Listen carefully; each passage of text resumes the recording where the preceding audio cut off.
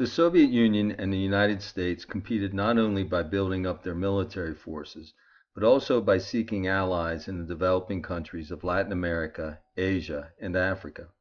Many of these countries were terribly poor. Communist revolutionary movements in some of these countries were gaining support by promising people a better future. To counter these revolutionary movements, Kennedy tried to promote peaceful revolution. That is, to help build stable governments that met the needs of the citizens and also were allied with the democratic countries of the West.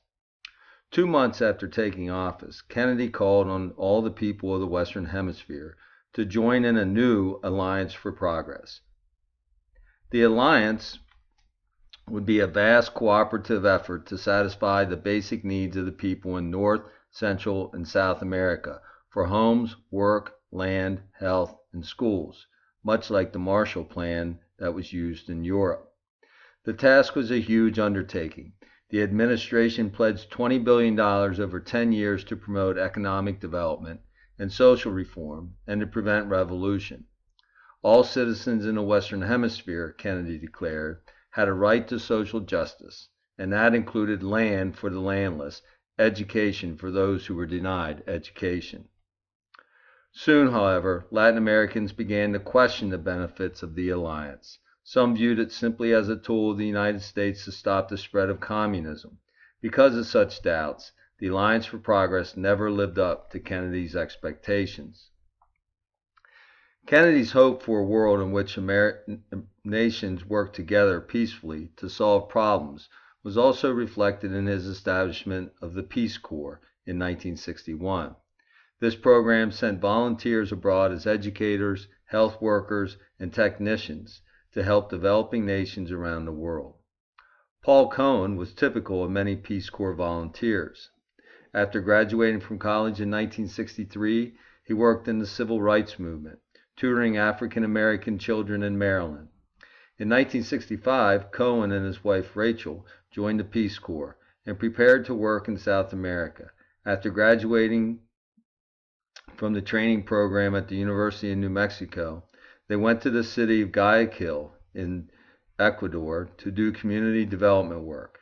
Their job was to raise the standard of living in poor areas and to work with local governments to provide services such as garbage removal and clean water. The mission of the Peace Corps, as set by Congress in 1961, was to meet the need for trained workers in participating countries and to promote mutual understanding between Americans and other peoples. Life in the Peace Corps will not be easy, President Kennedy said in authorizing the organization. The more than 163,000 Peace Corps volunteers who served during the last 4 decades discovered the truth of President Kennedy's statement. They've served in 135,000 countries, working side by side with local citizens for low wages and only basic provisions to improve impoverished areas of the world. The mission and reach of the Peace Corps has expanded in recent years.